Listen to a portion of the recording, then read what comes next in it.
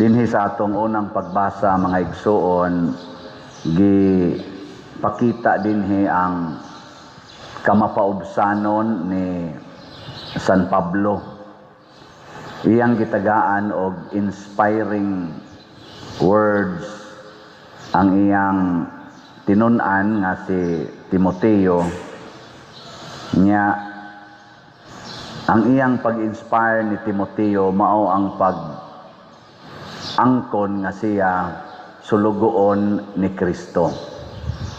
Unya iya pagyong gisigundahan pag-ingon nga gipasalamatan ko siya si Kristo kay iya man akong giila nga takos o gitudlo aron mag-alagad kaniya bisan tuod kaniadto siya akong gipanamastamasan, gilutos o gibugal-bugalan.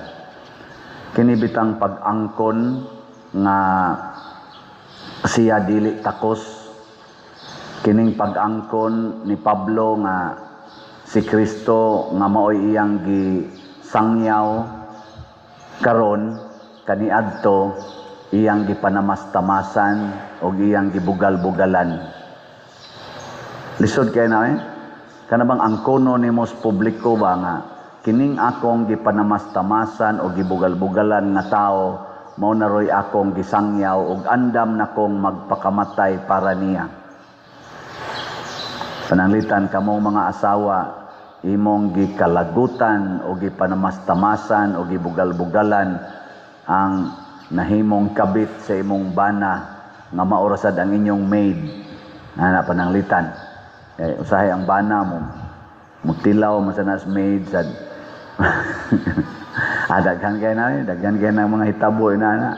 Unya karon ikaw asawa nakaamgo ka nga sayop imong gibuhat, imo dayong gisangyaw ngadto sa imong mga amiga, sa imong mga kaila nga gidayeg na nimo maayo ang imong maid. Nya imong angkonon nga ako nangayo gyud kog pasaylos Ginoo kining among maid nga napaanakan sa akong bana, ako gining gidaog-daog sa una, karon ako na siyang giisip nga akong igsuon. Ikaw mo kanong mga nagliktor dire unsa man o pananglitag mahitabo na sa inyong bana mo na inyong buhaton. Kupugan sa patyon ti kambuanga ka. Dumot to the max yun.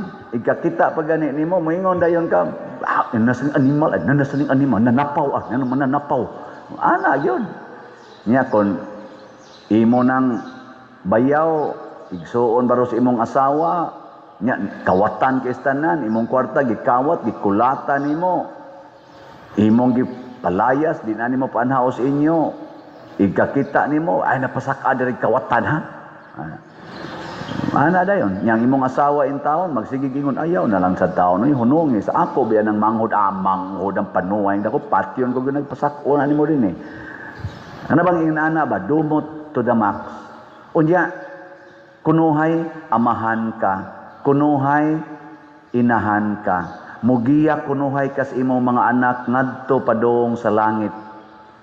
Ang tawag ni Kristo nimo buta. Ug matod pa niya diri, ang buta dili makaagak sa laing buta.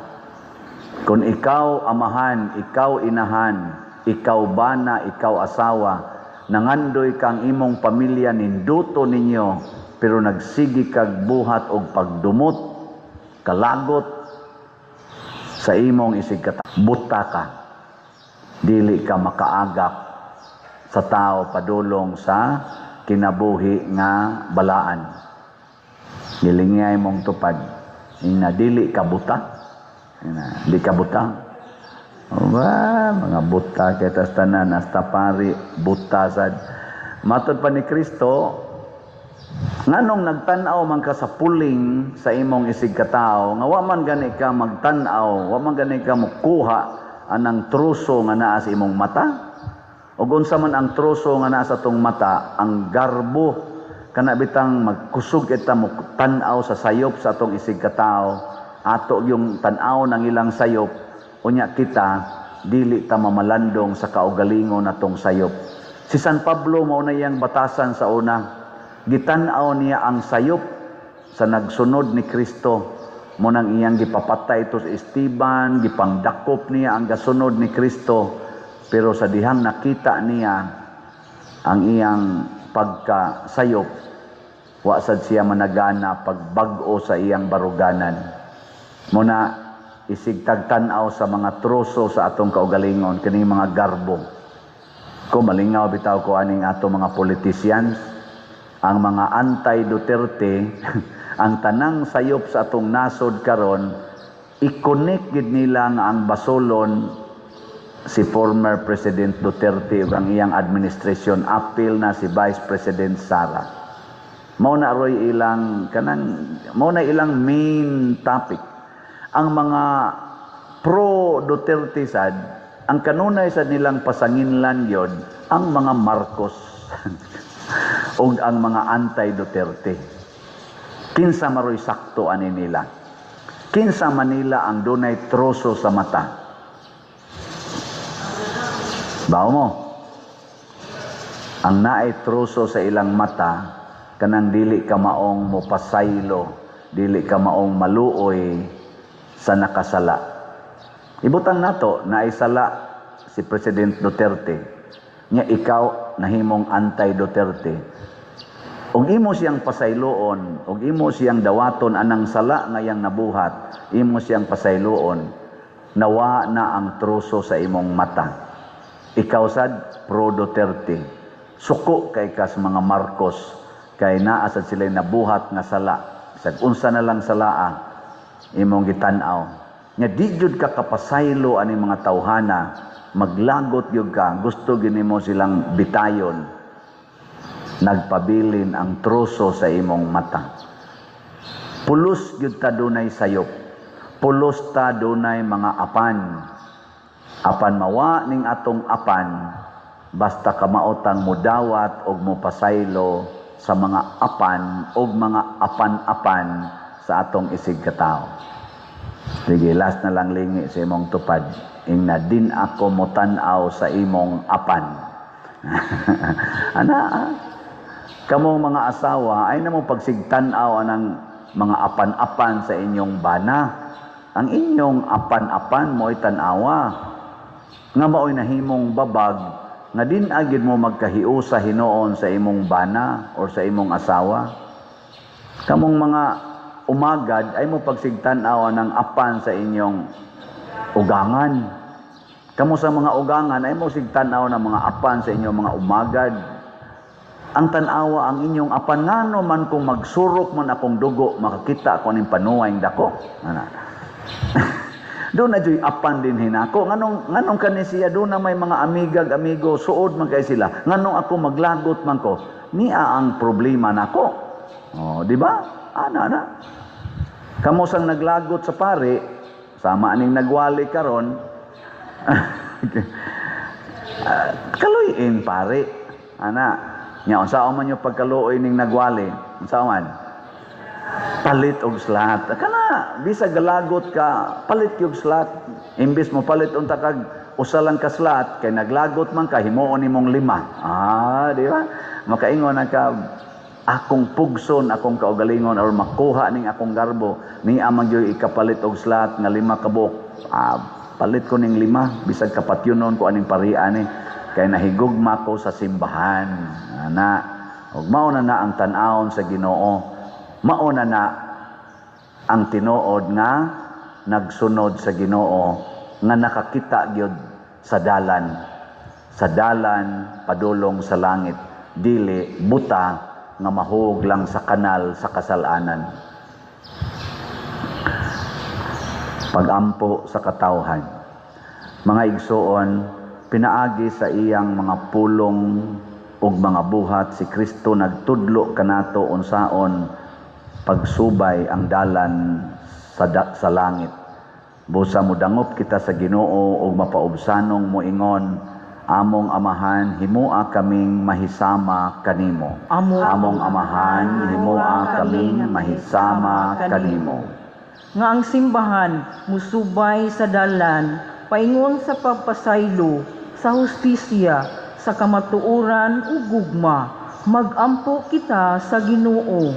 Among Amahan, himuha kaming mahisama kanimo. Nga ang matinud-anon ug ubos nga mga lungsuranon dili malingla sa sayop ug ambisyosong mga pangulo. Magampo kita sa Ginoo. Among Amahan, himuha kaming mahisama kanimo. Nga likayan nato ang paghukom ug ang pagpanghimaraot sa ubang tawo tungod sa ilang mga kahuyangan ug mga kasaypanan. Magampo kita sa Ginoo. Among Amahan, himuha kaming mahisama kanimo. Nga ang mga masakiton makasinati sa pamasayloong gugma ug maalim sa atong Ginoo. Magampo kita sa Ginoo. Among Amahan, himuha kaming mahisama kanimo. Nga si Halangdong Chofelo Kamumot, isipon unta sa Ginoo nga takos nga mabayaw ngadto sa altar sa mga santos. Magampo kita sa Ginoo. Among Amahan, himuha kaming mahisama kanimo. Nga ang mga proyekto dinhi sa atong simbahan pinaagi sa pangama ug pagiya nila ni Santiago Apostol ug San Vicente Ferrer magmalampuson ug mahuman unta sumala sa atong mga giplano ug gipangandoy. Magampo kita sa Ginoo. Among Amahan, himuha kaming mahisama kanimo. Nga ang tanan nga mga benefactors, donors ug sa atong simbahan nga mihatag og pinansyal ug lain-laing hinabang ug alang sa managtrabaho dinhi sa atong mga proyekto, hatagan unta sila sa Ginoo ug daghan pang grasya sa ilang kinabuhi. Malikay sila sa mga kadautan, mulampos unta ang tanan nilang mga paningkamot. Magampo kita sa Ginoo. Among Amahan, himuha kaming mahisama kanimo. Nga ang mga nangamatay makadawat sa kaluoy sa Dios, inigatubang nila sa paghukom unya sa adlaw sa panghukom. Magampo kita sa Ginoo. Among Amahan, himuha kaming mahisama kanimo. Makagagahom nga Dios dawata ang among pangamuyo namong gituboy nga kanimo uban sa mapaubsanon ug mahigugmaon nga mga kasing-kasing pinaagi ni Kristo among Ginoo. Amen.